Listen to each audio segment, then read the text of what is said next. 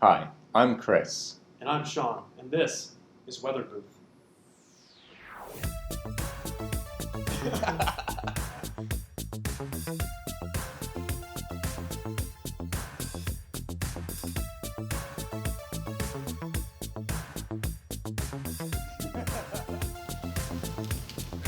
Hey, what's up? What's man? Oh, thank you.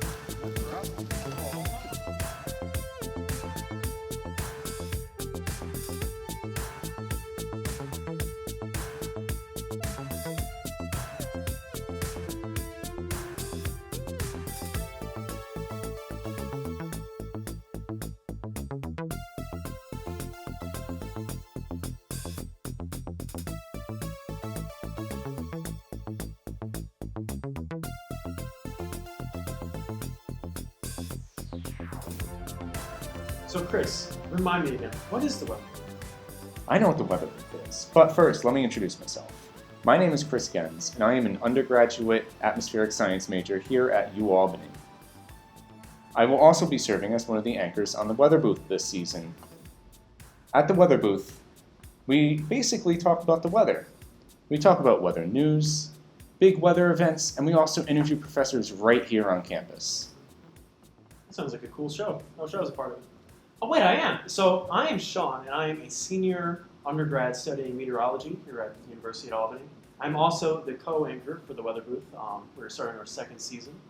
And I like to focus more on the historical aspect of meteorology, looking back at some past events, so that we can learn from the past to help better prepare ourselves for the present and for the future. Today's forecast is all about hurricanes. Specifically, I will be talking about Hurricane Ida, which devastated several communities in the southeast and northeast. And I will be talking about Hurricane Katrina, which happened 16 years to the day that Ida made landfall in Louisiana. Let's take a brief overview of how Hurricane Ida formed.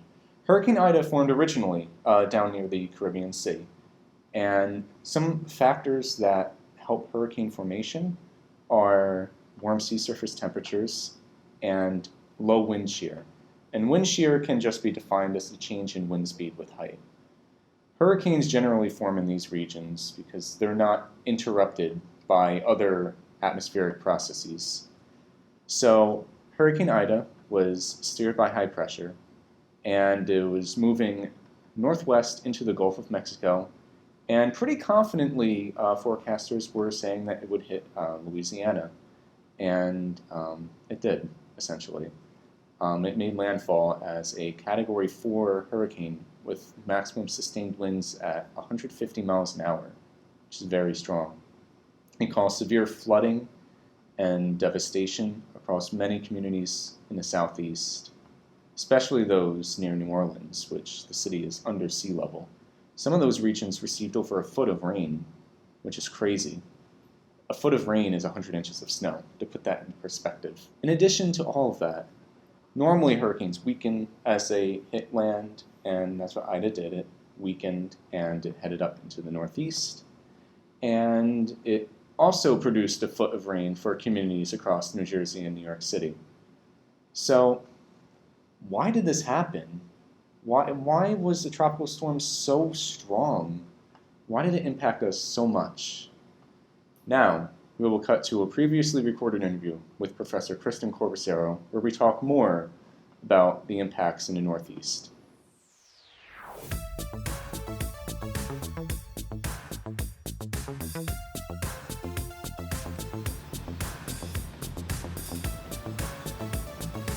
We're going into E-Tech. Beautiful building right there.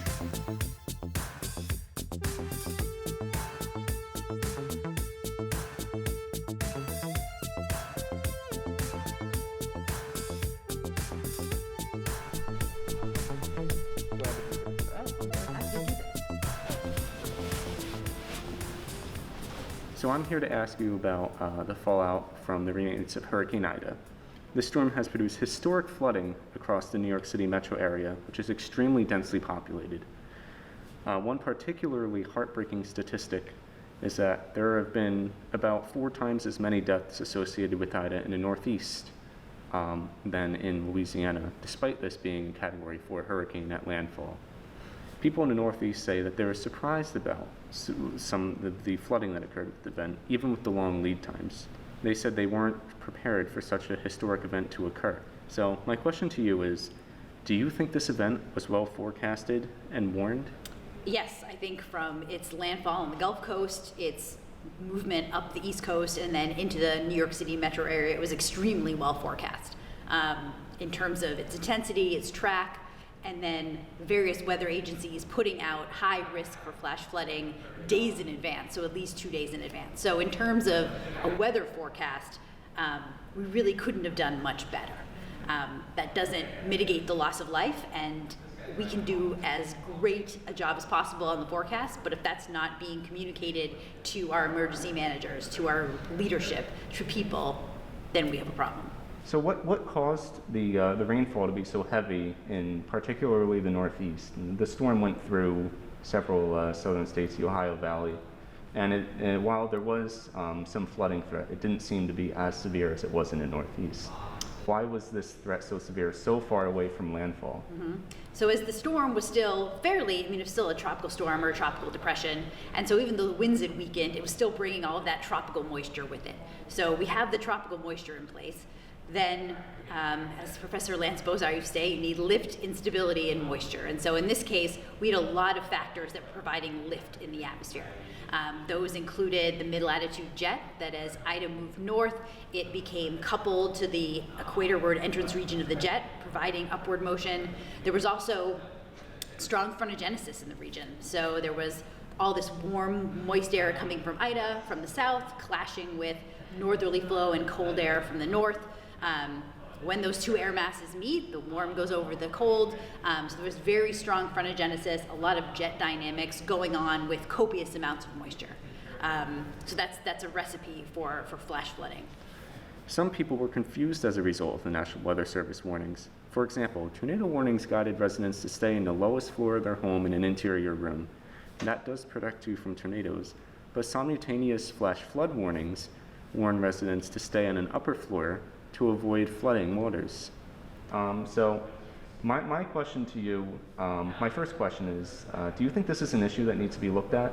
I think it's definitely an issue. As I mentioned before, that communication was really, I think, the big issue here.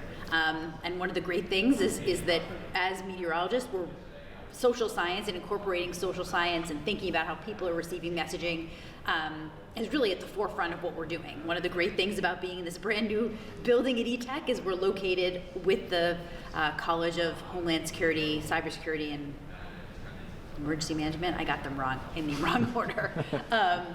But being co-located with them, they have a number of people who work on how people interpret warnings. So it's certainly something that we need to work on, and that we're clearly not doing a good job at as we need to, considering that we had really great forecasts days in advance, but still had a tremendous loss of life. Mm-hmm. So what guidance can you give to people experiencing conflicting warnings in the future? Well, hopefully we can alleviate that this really highlighted a problem in our messaging, right? So perhaps instead of telling people to go to the lowest level when you have both of those warnings going on, you tell them to go to an interior room. That I know a lot of places that don't have basements, they tell people to get into an interior bathroom, put a mattress over themselves in the bathtub if possible, for tornado warnings. If hopefully people would have a bathroom that's not in a basement or on a first floor or second floor that they can go to. But I definitely think that this highlighted an issue with our warnings, that if we're going to have concurrent warnings, we need to think about the messaging that goes along with them, right? You just can't have static messaging that it's like, oh, tornado, that means go to the basement. You need to think, okay, well, what else are the confounding factors here? And so thinking about, okay, we can't have static guidance for what people need to do. And another part of that is maybe people need to be prepared in advance, that, okay, we just can't think, oh, a tornado warning, now I need to make a decision. In advance, think about, if there's a tornado warning for your area, what am I going to do? If there's a flash flood warning, what does that mean? Where do I need to go? So I think giving the public information in advance will help as well, going along with making sure warnings don't have conflicting information about responses, right? That we can tell people what's going on, but telling them what they should do when it happens, making sure those things don't conflict. Okay. Outside of more public messaging, do you think there are any mitigation efforts that people can take to reduce their risk, for example, for flooding in particular? It's tough, right? Because if you're in a location, you're not going to move unless you decide you want to move and get out of a floodplain. But those are changing with climate change as well. That places at risk 20, 30 years ago are now at risk for flash flooding.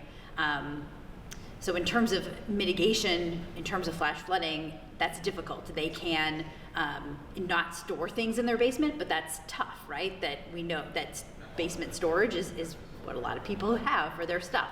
And that's also not going to mitigate loss of life. It might mitigate loss of property. But keeping up to date on the latest flood tables, a lot of people don't know that flash flood insurance isn't part of standard insurance. So giving people more awareness of the area that they're in, the risks that they're under, is probably, instead of in lieu of moving, it's really difficult, I think, to divert water. Water is going to go where it wants to go. So if you're having 5-6 inches in 15 minutes or a half hour or an hour, like some of the rates we saw this week, that's really hard to mitigate that in terms of I need to get ready for that. It's more about doing things in advance that can mitigate the loss of property and making sure that people know what to do in advance. So as a student, it can often be difficult for me to explain the why and whether to friends and family.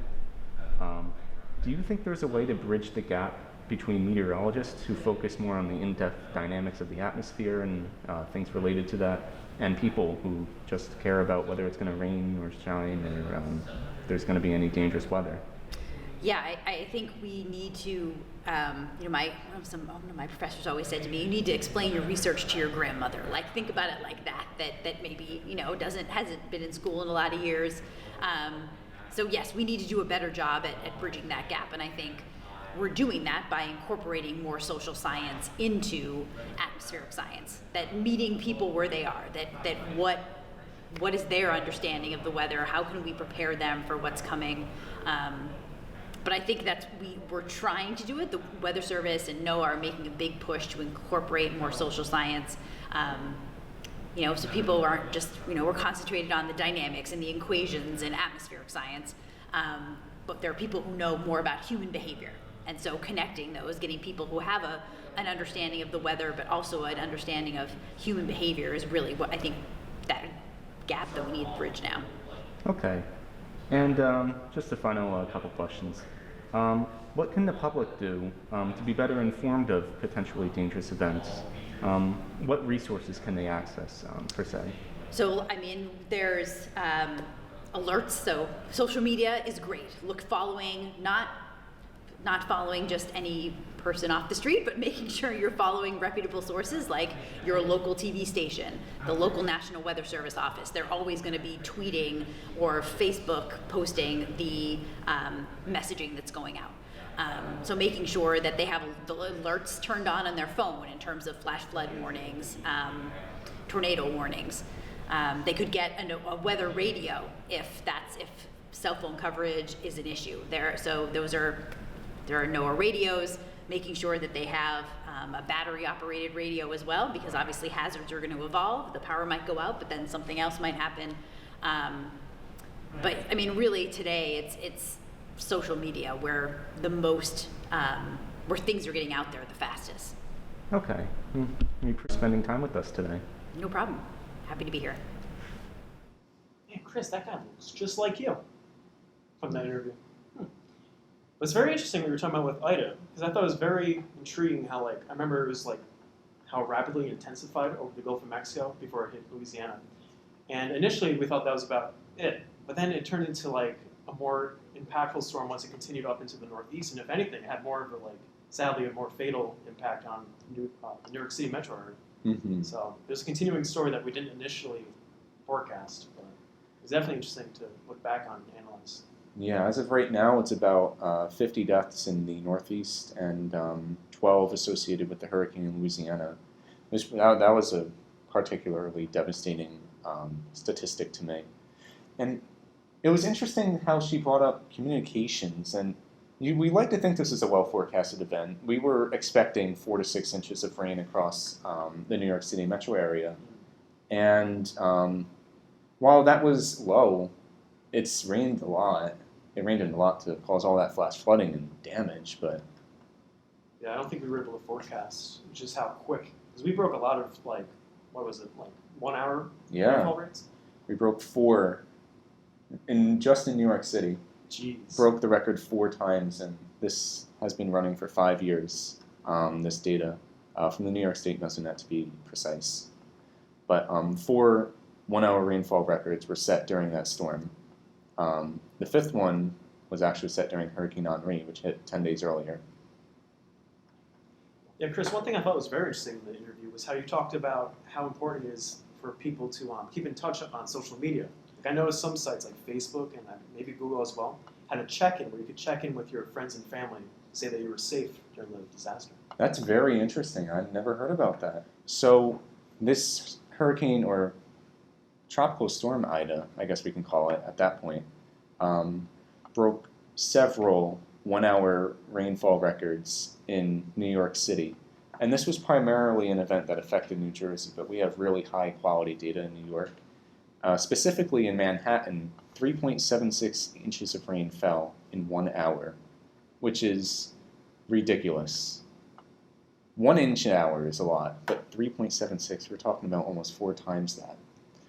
So it just proves the point. It's really important to be able to communicate to the public. You know, TV meteorologists do this all the time, but as scientists, it can be difficult for us to be able to communicate complex scientific processes to the public. What do you think, Sean? I agree. They say weather is a lot like relationships. Communication is key. Absolutely. Oh, yeah, I would agree. It's extremely important. I try my best to communicate the weather in terms that regular people can understand, because people's safety is important to me, and that's why I'm an atmospheric science major after all. Same here.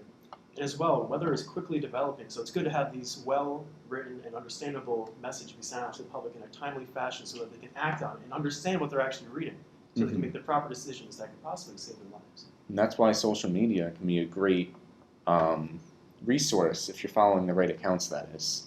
You can follow your official National Weather Service office Twitter. They all have a Twitter, and they tweet out warnings and potential dangers for the days ahead.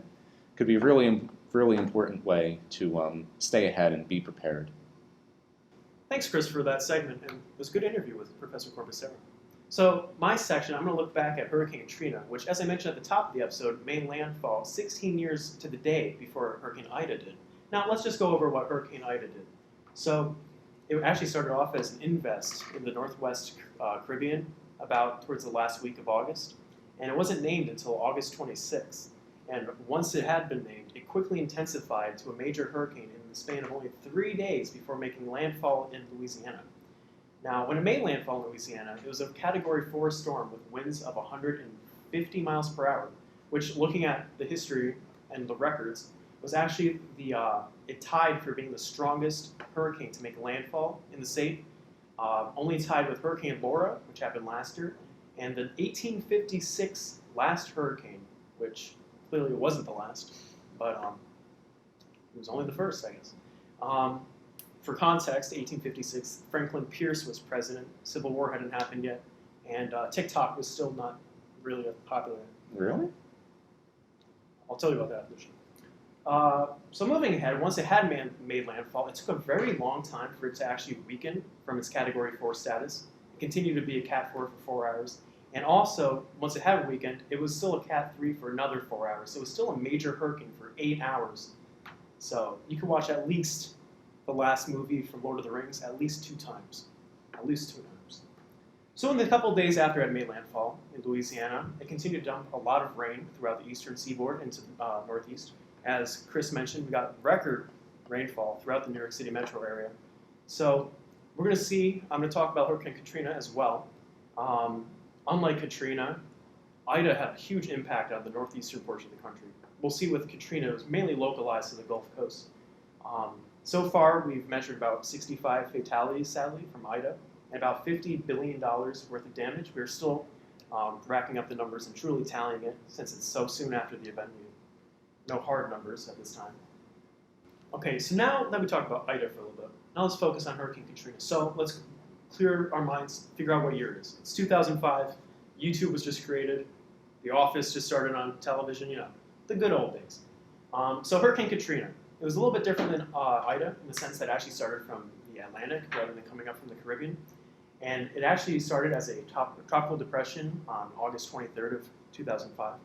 And over the course of the next day, it strengthened to a tropical storm.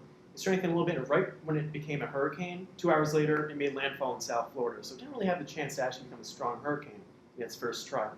Spent a couple of hours over South Florida, moved a little bit off the coast, went back over to the Gulf of Mexico, and became a hurricane again. And actually, with the span of a couple days while it was over the warm waters of the Gulf of Mexico, it strengthened all the way to a Cat 5, reaching max winds of 175 miles per hour and a minimum pressure of 902 millibars. So very strong storm. Not the strongest in the Atlantic, because actually it was for one point, but then it was beat out a couple weeks later by Hurricane Rita. That's a whole other episode. But anyway, so strongest storm in the Atlantic up to that point. And it was Cat 5. It was starting to barrel its way northwestward towards Louisiana. But it started to weaken a bit, became a Category 3 before making landfall near Burroughs Triumph in Louisiana.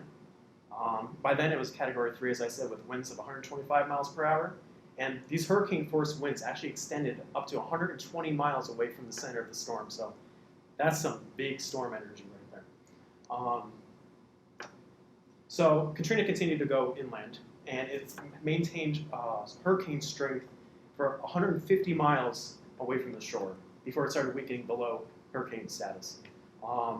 After a couple of days, by August 31st, so 2 days after it made landfall, it weakened and became an extratropical system once it met with a cold front, and pretty much that was the end of its life cycle. It got pushed eastward into the northeast, wasn't as eventful in our area as it was for Ida, and it caused some rain in the maritime Canadian provinces, but other than that, it wasn't too bad. So just a quick recap of what Katrina did, numbers-wise.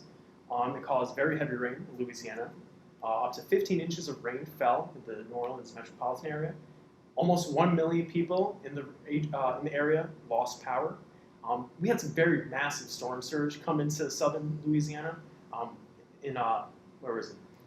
St. Tammany Parish, which is right on the delta of the Mississippi River.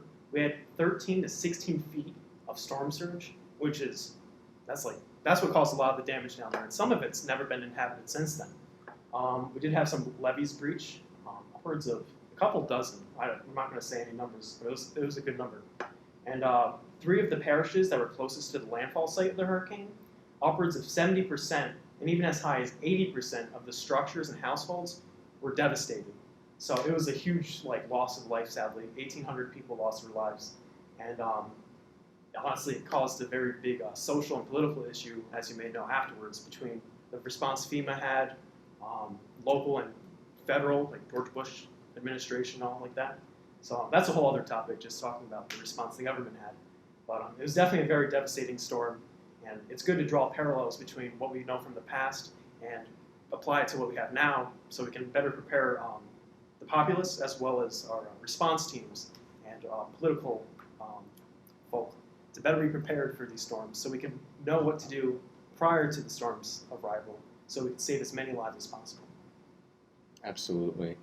And as he shows, history repeats itself. These were different storms, but a lot of the same impacts, although Katrina in many ways was more severe. But history repeats itself. That's what you take away from this. That was really interesting, what you were talking about. Really good to remind us about what happened. So, just to recap what happened on the weather booth today. I talked about Hurricane Ida and its impacts on the southeast, and especially the northeast, where I interviewed Professor Kristen Corbosiero about some of the communication problems that were happening in the northeast. And I briefly talked about the meteorological history of both Ida and Hurricane Katrina, and talked about the similarities and some of the differences that occurred there. and kind of try to tie in how we can better respond to future storms by learning from the past. Thanks for tuning into the Weather Booth. Until next time, this is Weather Booth. It's thunderstorming right now, guys. Oh my God. Boom booms. Look at that wind direction change, though. Nice. Sorry. I mean, 10 days earlier. Sorry. We should cut it. Yeah, let's cut it. Wow. Oh my God, it's raining. Oh, Genevieve, I don't think that was in frame. You might have to do that. Oh, man. We actually did it. Actually, it's me. You did it. I was the one that was filling it.